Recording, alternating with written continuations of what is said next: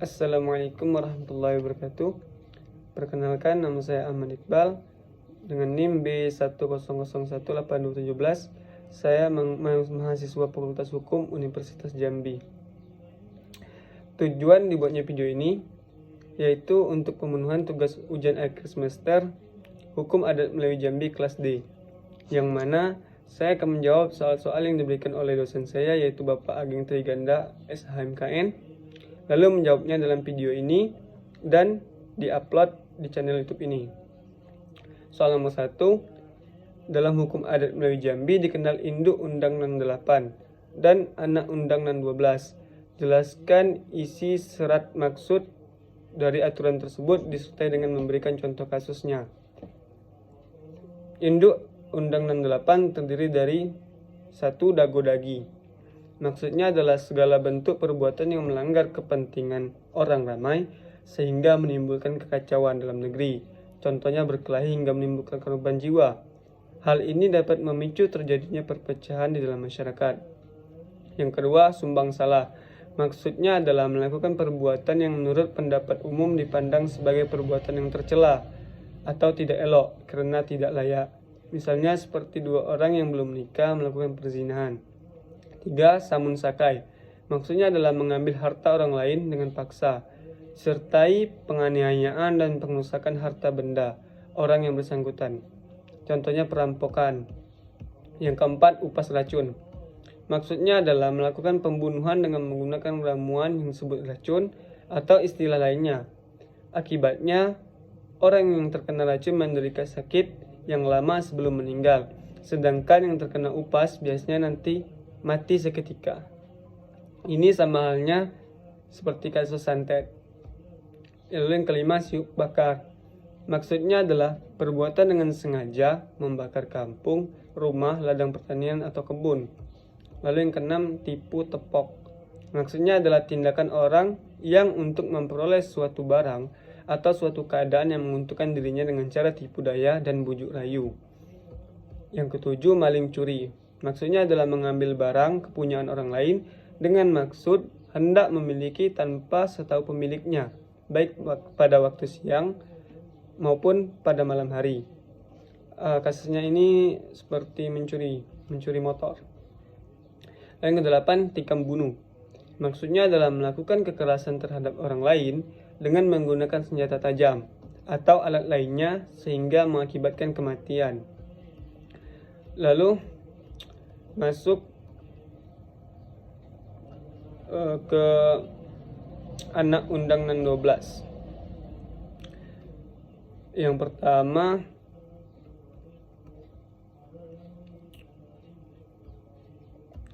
lebam balu ditepung tawar. Maksudnya adalah orang yang menyakiti fisik atau badan orang lain yang berkewajiban mengobatinya sampai sembuh dan baik kembali sampai hilang bekasnya. Contohnya seperti si A memukul si B yang mengakibatkan si B mengalami luka bengkak. Lalu si A ini berkewajiban mengobatinya sampai sembuh dan bekasnya hilang. Lalu yang kedua, luka lekih dipampas. Maksudnya adalah barang siapa yang melukai badan atau fisik orang lain dihukum membayar pampas, yang dibedakan atas 3 kategori, yaitu 1. Luka rendah. Pampasnya adalah seekor ayam, segantang beras, dan kelapa setali atau 2 buah. B. Luka tinggi. Pampasnya adalah seekor kambing dan 20 gantang beras. Ketiga, luka parah. Pampasnya dihitung selengan separuh bangun, yaitu 2 ekor kambing atau 1 ekor sapi, 40 gantang beras. Yang ketiga, mati bangun. Maksudnya adalah barang siapa membunuh orang lain dihukum membayar bangun berupa 1 ekor kerbau, 100 gantang beras, dan 1 kayu kain putih 30 yard. 4. Samun. Maksudnya adalah merampas milik orang lain dengan paksa. Biasanya dilakukan di pinggir-pinggir perkampungan atau tempat terpencil. Penyamun ini bila ketahuan orangnya harus dihukum adat. Yang kelima, salah makan diludah, salah bawa dikembalikan, salah pakai diluruskan. Maksudnya adalah siapa yang telah berbuat sesuatu yang akibatnya menimbulkan kerugian ia wajib menggantikannya atau membayar senilai kerugian yang ditimbulkan oleh perbuatannya. Lalu yang keenam, hutang kecil dilunasi, hutang besar diangsur. Maksudnya adalah apabila seorang berhutang, maka ia berwajib melunasinya. Kalau jumlah hutangnya kecil, maka dilunasi sekaligus. Bila hutangnya besar, maka harus diangsur atau dicicil. Dalam hal hutang piutang ini, yang memberikan hutang dan orang yang berhutang hendaklah membuat perjanjian di atas kertas tentang kapan akan dilunasi hutang tersebut. Lalu yang ketujuh, golok gadai timbang lalu. Maksudnya adalah harta atau sesuatu barang yang diserahkan kepada orang lain sebagai jaminan hutang akan pindah ke pemilikannya apabila sudah lewat waktu yang dijanjikan. Ini seperti kasus pegadaian. 8. Tegak mengintai gelenggang, duduk menanti kelam, tegak berdua, bergandeng dua, salah bujang dengan gadis dikawinkan. Maksudnya adalah pergaulan orang bujang dengan seorang gadis yang diduga kuat telah melanggar adat dan memberi malu keluarga dan kampung tanpa sisi yang harus dikawinkan. 9. Memekik mengentam tanah, menggulung lengan baju, menyingsing kaki celana. Maksudnya adalah menentang orang untuk berkelahi. Kalau ditentang itu orang biasa, hukumannya adalah 1 ekor ayam, 1 gantang beras, dan 2 buah kelapa. Jika yang ditantang itu lebih tinggi kedudukannya, maka dihukum dengan 1 ekor kambing, 20 gantang beras, dan 20 buah kelapa. Lalu yang ke-10, menempuh nan bersama, mengungkai nan berbau. Maksudnya adalah memasuki suatu tempat atau memanjat yang ada tanda larangannya berupa pagar atau tanda khusus. Perbuatan ini dihukum dengan 1 ekor ayam, 1 gantang beras, dan kelapa 2 buah. 11. Meminang di atas pinang, menawar di atas tawar. Maksudnya adalah apabila seorang gadis, apabila sudah dipinang dan sudah jelas pinangannya itu diterima, maka status gadis tunangan orang itu tidak boleh dipinang lagi oleh orang lain. Pelanggaran ketentuan ini dihukum 1 ekor kambing dan 20 gantang beras, serta mengembalikan antaran pihak lelaki kalau dalam pinangan telah mengantar tanda sebanyak 2 kali lipat dari antaran. Bila pihak lelaki yang melanggar, maka apa yang telah diantar menjadi hangus atau hilang dan menjadi milik si gadis. 12. Umo berkandang siang, ternak berkandang malam. Maksudnya adalah para petani harus menjaga umo atau sawah atau tanamannya pada siang hari. Bagi yang punya kerbau atau ternak harus mengurungnya atau dimasukkan ke dalam kandang pada malam hari. Apabila tanaman petani dimakan atau dirusak oleh ternak tersebut pada waktu siang hari, maka pemilik ternak tidak dapat dituntut mengganti kerugian. Tetapi apabila terjadi pada malam hari, pemilik ternak harus membayar ganti rugi senilai tanaman yang dimakan atau dirusak oleh ternaknya karena dianggap lalai tidak masukkan ternaknya ke dalam kandang. Soal nomor 2, bagaimanakah keberadaan hukum adat Melayu pada periode sebelum Islam, setelah Islam, sebelum kemerdekaan, dan pada masa sekarang? Masa animisme dan dinamisme. Pada masa ini, hukum adat Melayu berkembang di zaman sebelum masuknya agama Hindu dan Buddha. Kepercayaan masyarakat pada saat itu masih bergantung pada roh-roh nenek moyang dan benda-benda yang mereka anggap keramat. Pada saat ini, hukum adat Melayu dipimpin oleh Jumhor. Jumhor merupakan tokoh-tokoh masyarakat yang cerdas dalam segi berpikir dan memecahkan masalah. Karena pada masa ini mereka belum mengenal agama, maka dari itu mereka menggunakan akal saja apabila terjadi suatu pelanggaran sosial.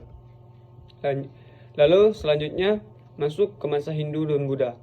Setelah masuknya agama Hindu-Buddha, maka adat Melayu Jambi menjadi lebih berwarna karena adanya akulturasi antara kebudayaan Melayu Jambi dan kebudayaan agama Hindu-Buddha yang menyebabkan adat tersebut memiliki landasan yang kuat, yaitu berupa agama, dan adat Melayu Jambi pun berubah gelar menjadi taliti.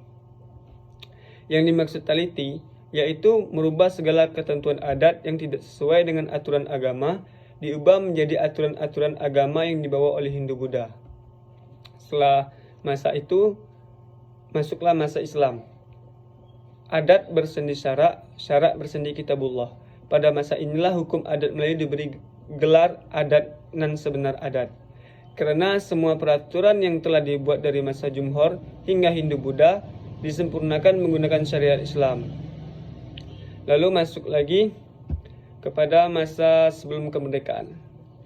Pada tahun 1842, saat kerajaan dipimpin oleh Sultan Abdurrahman Nazaruddin yang takluk atas pengaruh dagang Belanda, kemudian hampir semua daratan Sumatera yang terlibat dalam rapat besar, adat Bukit Siguntang dan Bukit Sitinjau, laut secara fisik dijajah Belanda hampir bersamaan dengan kerajaan Melayu Jambi. Namun, dalam hukum semuanya harus takluk dengan Belanda. Kepatuhan kerajaan Melayu terhadap Belanda dalam produk hukum menjadi faktor pertemuan rapat besar adat Bukit Tinggi yang mana peradilan adat dilarang menjatuhi hukuman badan, hukuman mati, penjara, pengasingan, kurungan kerja paksa. Oleh Belanda, peradilan adat hanya boleh jatuhkan hukum denda berupa emas bangun, pampas, dan tepung tawar. Hasil putusan rapat ialah standarisasi emas bangun.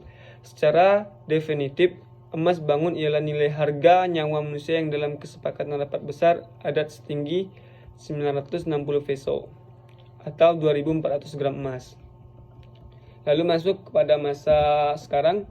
Adapun yang menjadi landasan dasar hukum adat Jambi adalah yang disebut dengan Induk Undang Nan 5, yaitu Titian Tereh Betanggo Batu, Cermin Nan Idak Kabur, Lantak Nan Idak Goyah, Nan Idak Lapuk Kena Hujan, Idak Lekang Karena Panas, Kato Seiyo. Landasan hukum tersebut telah menjadi pandangan hidup yang membentuk sifat dan juga kepribadian bagi masyarakat di daerah Provinsi Jambi yang diketahui dengan semboyannya yaitu Sepucuk Jambi 9 Lurah. Adat istiadat ini tentunya menjadi suatu identitas yang telah diwariskan nenek moyang kepada generasi penerus untuk selalu dijaga. Sesuai dengan pasal 3 Perda nomor 2 tahun 2014 tentang Lembaga Adat Melayu Jambi yang menyebutkan bahwa Lembaga Adat Melayu Jambi memiliki tujuan untuk menggali, membina, melestarikan, memelihara, dan mengembangkan nilai-nilai adat dan nilai-nilai sosial budaya Melayu Jambi sebagai landasan memperkuat dan memperkokoh jati diri masyarakat Melayu Jambi, serta melindungi dan membela hak-hak tradisional dan konstitusional untuk kepentingan peningkatan kesejahteraan masyarakat Melayu Jambi. Soal nomor 3. Bagaimana menurut Anda keberadaan hukum adat Melayu Jambi pada masa yang akan datang? Sejalan dengan perubahan zaman, maka adat dan budaya Jambi mendapat tantangan dari berbagai budaya yang datang. Pada awalnya, yang mendapat tantangan tersebut hanya di wilayah perkotaan saja. Namun, karena kemajuan zaman, kecanggihan sistem informasi dan era globalisasi saat ini sudah mulai masuk ke pedesaan hingga pelosok dan pedalaman. Terjadinya dependensi moral dan berbagai masalah serta krisis sosial yang sesungguhnya memerlukan perhatian serius dan peran aktif seluruh masyarakat Jambi bagi perkembangan generasi penerus. Hukum adat Melayu memiliki peran yang sangat penting bagi masyarakat Jambi sebagai pedoman dan kontrol sosial masyarakat Melayu di kota Jambi, di samping hukum negara. Dengan demikian, dengan adanya kesadaran hukum adat, sehingga terciptanya keselarasan dan ketertiban yang terdapat dalam masyarakat. Baiklah, itu yang dapat saya sampaikan. Wassalamualaikum warahmatullahi wabarakatuh.